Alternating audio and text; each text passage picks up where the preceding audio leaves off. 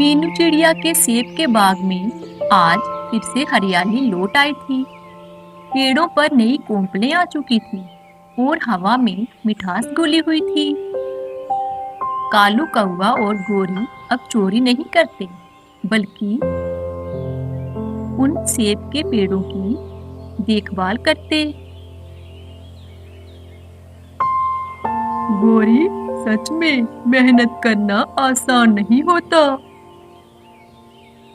हाँ, अब समझ आया कि मीनू चिड़िया ने ये बाग कैसे बनाया होगा।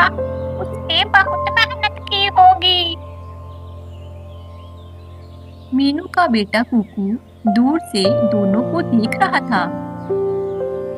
उसने अपनी माँ मीनू से कहा, माँ, लगता है कालू काका सच में बदल गए। अब वो हमारे पेड़ों की देखभाल करते हैं। बेटा, हर इंसान, चाहे वो पक्षी हो, बुरा नहीं होता। गलतियां सब करते हैं, लेकिन सुधार जरूरी है। कोई भी इंसान या पक्षी अगर अपनी गलती सुधार लेता है, तो वो सबसे महान होता है। उस जंगल में एक नई मुसीबत का आगमन हो गया। जंगल की शांति ज्यादा दिन नहीं टिकी। उस जंगल में एक चालाक लोमड़ी आई, जिसका नाम था लिली। चलते चलते वो सेब के बाग तक पहुंच आई। वाह, सेब का बाग और ये बेवकूफ पक्षी। अगर दिमाग लगाया जाए तो सारा बाग मेरा हो सकता है। लोमड़ी की नजर कालू पर गई।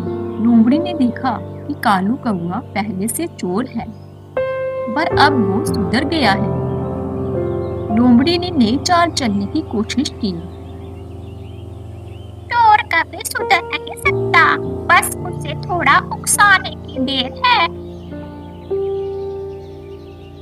लोमड़ी धीरे धीरे कालू कौवे के पास गई और उससे कहने लगी, अरे कालू भैया, इतने बड़े बाग में काम कर रहे हो और बदले में क्या मिलता है? तुम इतनी मेहनत करते हो, वो मीनू तुम्हें क्या देती है? कालू ने बड़े ही सुकून से कहा, मुझे इज्जत और ये काम करके सुकून मिलता है। मैं ये काम करके बहुत खुश होता हूँ। कालू की बात सुनकर लिली लोमड़ी हंसती हुए कहने लगी, सुकून? अगर तुम चाहो तो पूरा बाग तुम्हारा हो सकता है। क्या बकवास कर रही हो लिली? ये तुम क्या बोल रही हो? पूरा बाग, वो भी मेरा? मीनू चिड़िया तुम्हें कभी बराबरी नहीं देगी। बस तुमसे इस बाग में मजदूरी करवाएगी और तुम मजदूर ही रहोगे। लिली लोमड़ी के शब्द कालू के मन में चुभ गए। ये सब कह के लिली वहां से चली गई।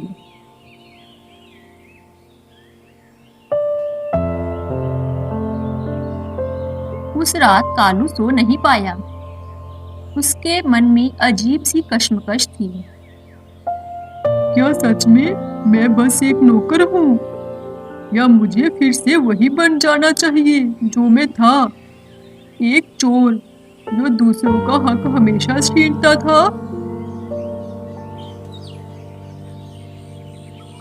अगली सुबह कालू बाग में उदास बैठा हुआ था।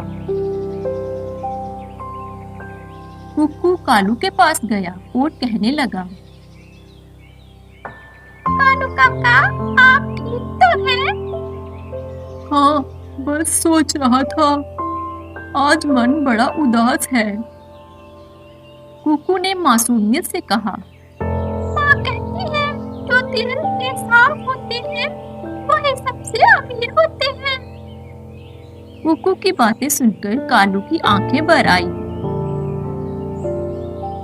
अब लिली लोमड़ी को समझ आ गया था कि कालू उसकी चाल में नहीं आने वाला।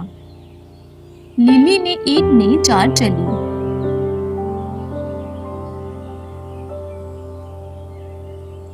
उसने रात को बाग में एक कोने में आग लगा दी।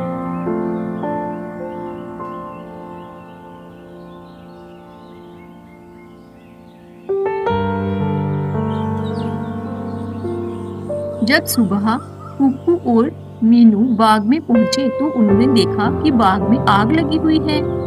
ये सब देखकर कुकू चिल्लाने लगा, माँ, हमारे बाग में आग लगी है। ये भगवान, ये कैसे हो गया? उसी पर कालू कौवा आगे आया। सब पीछे हटो, सब पीछे हट जाओ। मैं नदी से पानी लाता हूँ और आग बुझाने की कोशिश करता हूँ। कालू दौड़ता हुआ नदी पर गया।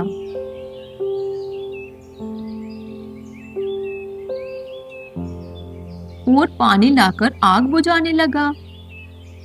गोरी भी चुपचाप खड़े ये सब देख रही थी।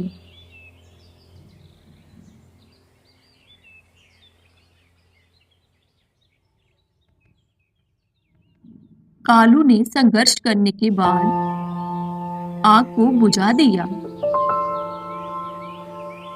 बाग के कुछ पेड़ जल गए, लेकिन बाग बच गया। ये सब देखकर मीनू को बहुत दुख हुआ। मेरे सेब के पेड़ किसी ने सब बर्बाद कर दिया। मीनू बहन, अगर मैंने पहले गलतियां की हैं, तो आज मुझे सुधार करने का मौका भी मिला है।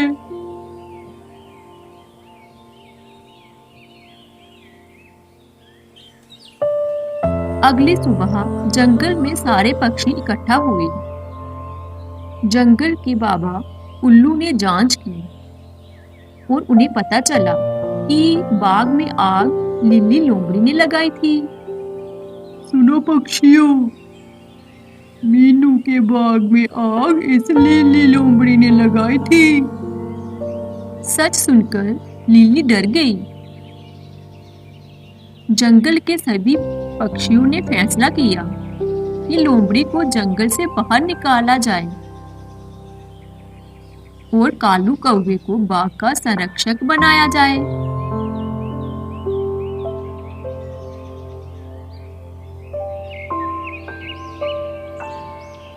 जले हुए पेड़ों की जगह नए पौधे लगाए गए। माँ देखो, हमारे बाग में नए पौधे। बेटा, यही जिंदगी है। हीरो, चलो फिर से उगो।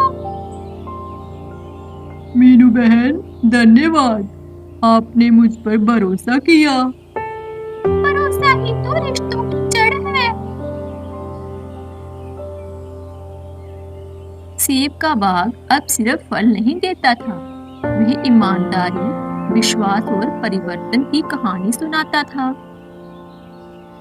इस कहानी से हमें यही सीख मिलती है, जो बदलने का साहस रखता है वही सच्चा वीर होता है।